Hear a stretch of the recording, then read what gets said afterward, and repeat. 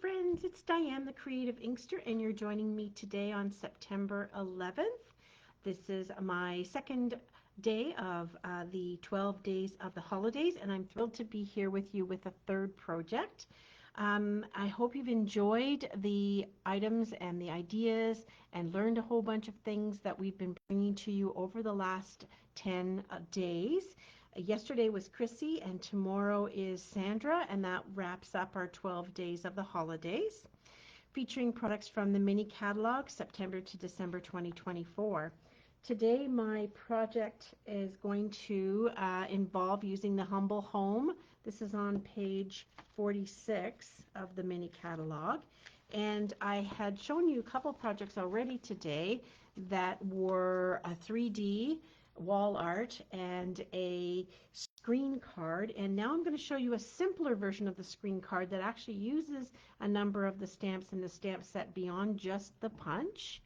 And I'm going to also show you two other cards that I've made with this bundle. So let's get started. Want to see the project? Here we go. This is a standard screen card. So the one I showed you earlier today had cutout pieces and some vellum in it, and this is how to make a quick and simple one. And so let's get started. All right, so the pieces that we need for this, let's put this here as a reference point, are your basic card base, and that is for these measurements, 11 inches long by 5.5 inches tall. And so you're not going to quite get two out of a card sheet, but that's okay. You can cut the other piece off and use it for other purposes. We're going to grab our paper trimmer / scorer, and we are going to make 4 scores. So evenly, that needs to be every 2 3/4 of an inch. So I'll show you the quick and easy way for me to do it. Is I line it up at 2 3/4, and I score it, and then I move it over to 5.5, and that's the middle. And then I flip my piece of paper around and do at 2 3/4 again. So I'll have to stick the arm out on the paper trimmer, and I can know that I have 4 individual scored edges every 2 3/4 inch. Right, that's it for scoring. Now we're going to grab a punch that will allow us to create the screen piece at the bottom. So if you've got an older one with any kind of a scallopy detail, you just need something that is even at its point and will fit within this width. So all of our ones of this size, and so they are basically 3 inches wide, is what you need, because you want to get that to fit within this parameter here. So I started by folding my screen card first. That gave me a better reference point when it came to fitting my punch in the segment at the bottom. So I could see it more defined if I had the score marks in place. So I'm just going to give it a quick score. Quick burnishing. Okay, so there we've got our screen pieces. And we're going to take our punch, and as I've mentioned in the other video, if you want to, you can measure the depth down and just put a black marker dot on either side, and you'd know where exactly to put it. I'm going to eyeball it, and I'm okay with that.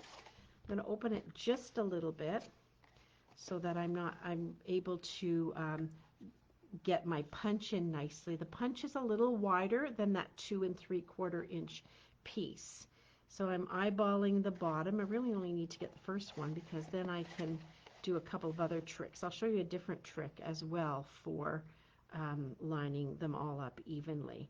So I'm looking to fit my blue cardstock blueberry bushel in evenly across here and straight.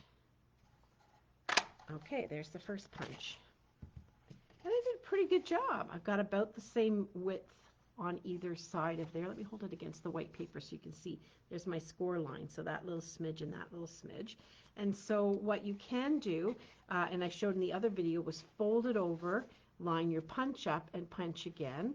Another way, if you have temporary adhesive, is to go ahead and put some on the back of this. And I think I do have some temporary adhesive here somewhere.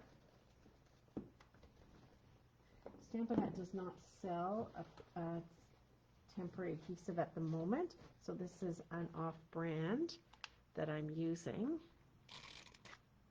But it just allows you to put some there and hold it in place for a short period of time. So I'm kind of lining this up, and it's hard to see because it's white, isn't it? I'm sorry, blue on blue. But you'll see my punched die cut, and I'm looking to have an even amount on either side. And then I can take my punch, slide that up, and just come back down on top of it, and I should be right over top the same place. Punch again. Grab temporary adhesive, put that over again. I think I may be able to get 2 through here. If I have 3 thicknesses, it might be a bit much. I'll scooch it over just a bit. Did you know that? Scooching is also a technical term in measurements, just so you know. Oh, I can get through it. So if you go past where your temporary piece is attached and slide back, you'll grip it in the punch at the top. And punch. And one more time. I don't know if I can get another one on there. Maybe. I mean, this is all scrap and cut off ends anyway. So put that on there with my temporary adhesive. Ooh, it's a bit tight to get the punch through. Let's see. There we go. Okay, and let's see how it lined up. Oh, look at that. Quite beautifully. Quite evenly. I like that. Turned out great. Okay, so there's another way to do it. Alrighty. There's our screen done. And now we're going to add these pieces here. And this is pattern paper from Sentimental Wishes. Anytime this is sold, Stampin' Up! Will donate, from this package, will donate $4 towards literacy and literacy programs in various markets. And also, if that suite is sold, they'll do the same thing. So a good reason to support this. Oh, when I cut this piece, not on my sample, but when I cut this one here,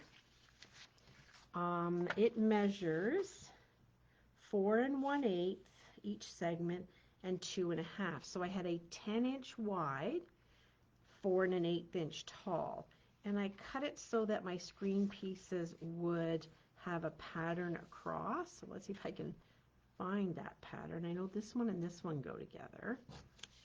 And then this one and this one, there we go. So this is how it was before I cut it. Well, that doesn't make sense. Oh, there it is. Okay, there we go. So it was 10 inches by 4 1/8, and I cut it at 2 1/2. So now I'm going to lay those pieces down on my screen card in the same order. If the pattern was busier and you had more connections at the cuts, it may be more important, but I kind of thought I would try it this way for this time. So let's take my liquid glue, which I like. It's my preferred one. And I will just start layering these guys up. And then we'll get to decorating. And I simply took my measurements from after I had done the punching. I must have punched this one on the sample up a little higher, and it's totally fine. It looks beautiful. If you feel like you don't have enough coming down, you could always put a trim of ribbon or something on it. That would add more of a decoration, or even a piece of cardstock in a coordinating color like perhaps Poppy Parade that's in this paper. That would be quite nice. Oh, sorry, I think actually it's real red. I was thinking Poppy Parade, but I think it's real red. Close enough. All right, there's our next piece. So this is really a fun card for Christmas, special events, or a birthday for a couple of reasons. I like the screen card for the group birthday card because when you're done with all your decorating your front, you'll have lots of space on the back for people to sign. And I'll show you what I mean in just a second here. Get that lined up, looking good. On the back, you can put white panels. So I've got panels already cut, and I made them the same, 2.5 by 4 1/8. And so when people want to sign the card, you've got like a lot of space here for a card signing, which is always great when you have that group birthday or happy retirement, congratulations on your new baby, happy wedding, you know, things like that. You have need for lots of people to sign. And you could also have people sign the panels before you glue them down, and that way you don't have to worry about anybody mucking it up. Sometimes I've also found when I do this that I'll do a piece here and I'll maybe have it longer, like I won't have cut it, and I'll just flip it down, and we've got ability to write on the inside and the front of it as well. So it makes a nice keepsake for the recipient. Alrighty, so there's our back panel all done, which actually goes this way. There's our front panel. So now we're ready to do some decorating. I have the stamp set, Humble Home. Move that out of the way. And because it's photopolymer, I'll be able to see quite easily my die cuts and where I want it to land. Try to grab a block that's big enough. And on this one, I'm going to put the Merry Christmas. I'm using Stylish Shapes. That's the dies that I'm using here. And I'm going to put this a little to the right. I'll just fan it out with my finger a little bit so it's more flat and not curved in. And I'll put Merry Christmas more to the right because I'm actually going to snip it off and add the pretty little wreath because it's a bit wide for what I need. So that's that done. And then I'm going to stamp the house twice onto this paper. So let's get the house frame. This way I didn't have to do a lot of coloring in. I used a nice busier paper on my pattern, and then I can do some simple stamping. So we'll put this guy here. And this is sort of a quarter panel. I know that when I use the punch, there's a heart and the square up in the corner, and when I go up, it tends to cut out a bigger piece. So I'm going to layer this one more over to the right. Let's get our punch out. Punch out the houses with the chimney. You could color them in, definitely. That would look really nice too. Or you, oh, it just slipped out of my hand. Or you could use Stampin' sponge or blending brushes and just add a wash of color over top. If you use watercolor paper, you could do water coloring with it as well. So lots of options here. There's our two of those. And then the last thing I want to do is, oh no, 2 more bits of stamping. From Our House to Yours. So this is on the second largest square from Stylish Shapes. Love that one. And it says From Our House to Yours. I'll grab that and center that over our square.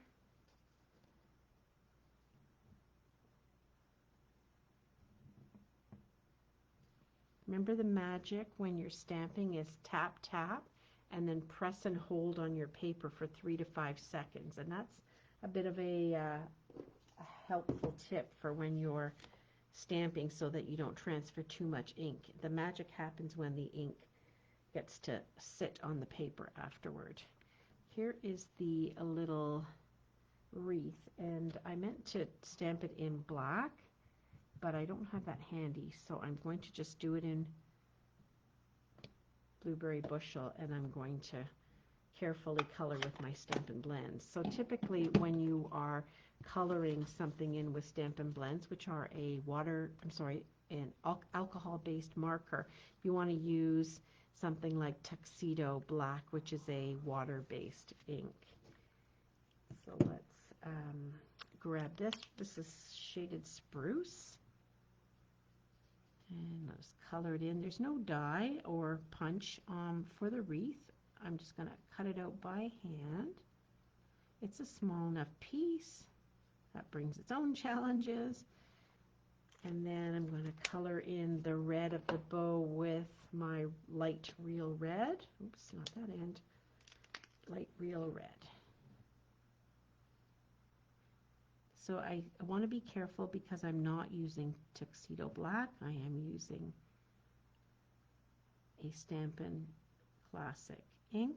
So I just don't want it to bleed together, that blue color. I would say my choice would have been to do it in Tuxedo Black Memento.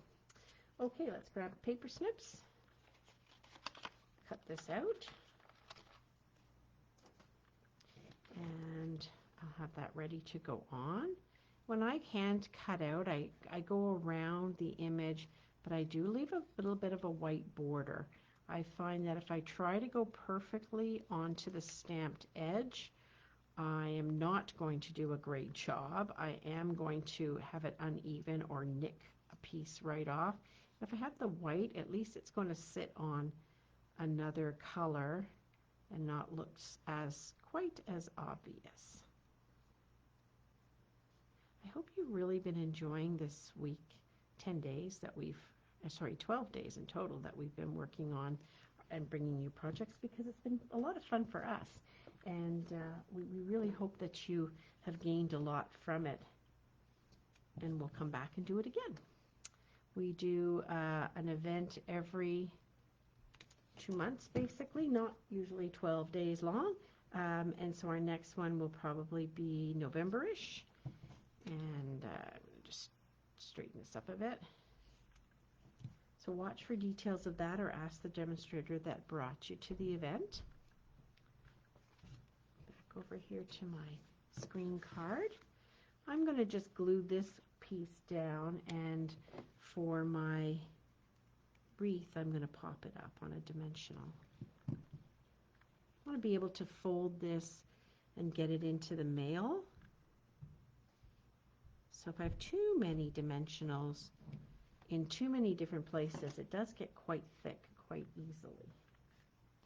And our Stampin' Dimensionals, the standard ones, you'd need to cut this one just a wee bit to fit there. One full hexagon is too big. But our Stampin' our mini dimensionals rather are taller, just a hair taller. There we go. Oop, we'll get you on straight. There's our little wreath. Then the next panel is going to have one of the houses. I'm going to add my dimensionals. These are honestly the best on the market. I love the hexagon shape. It makes pulling them off super easy, and they stick really well. And I've priced them out, and they're a pretty good price value as well as compared to, especially quality-wise, anything else you might try. So if you're not a Stampin' Dimensional user, you need to be. All right. So then we'll put this house over here. So like from our house to your house, or from our house to yours, is what it says. And then we'll put this one up just a little higher with some dimensionals as well.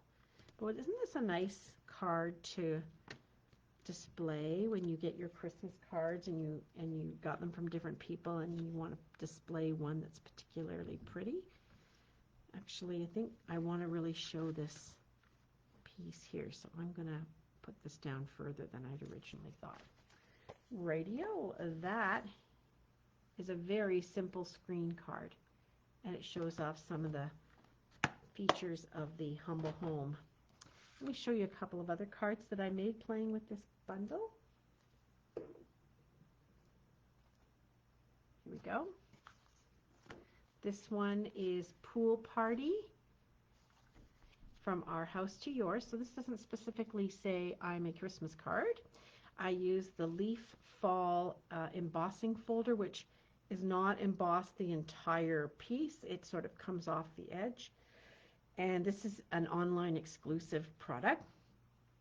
My circle is done in Calypso Coral, and it's been embossed with exposed brick 3D. And I did a little coloring with Pool Party, the light and the dark, some smoky slate or gray granite, I could mix the two, and Calypso Coral for there.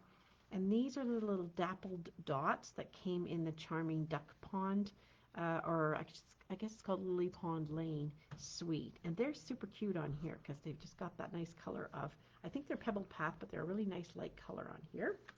And then another card that I made is a welcome home card. So this could be for lots of different reasons. I used, once again, stylish shapes. That's just one of the flagged stitched pieces. This layer in Smoky Slate is exposed brick 3D. And then for the stamping on this card on the house, the stamp set has a house and a brick. So it has the house we used up here, and it has a brick piece and a piece for the top with the chimney. I stamped this off once. I did it in basic gray, but stamped it off once so that more of the white would show, and the brick would just look like a dirtier brick, like that sort of beigey or gray look, but full strength for the top. And then full strength, I used the door and windows stamp here over top. I added some of these basic gray and smoky slate pearls and real red and misty moonlight for my welcome home message and greeting. And then on the inside, I just stamped the one house we used up here and colored it in a wee bit. All right, well, thank you for watching. I hope that I've shared a bit about the different ways to use this fun suite, or bundle, I should say, Humble Home with its coordinating punch, and that you'll be inspired to make some cards with it. Thanks again for watching. We'll see you next time. Bye now.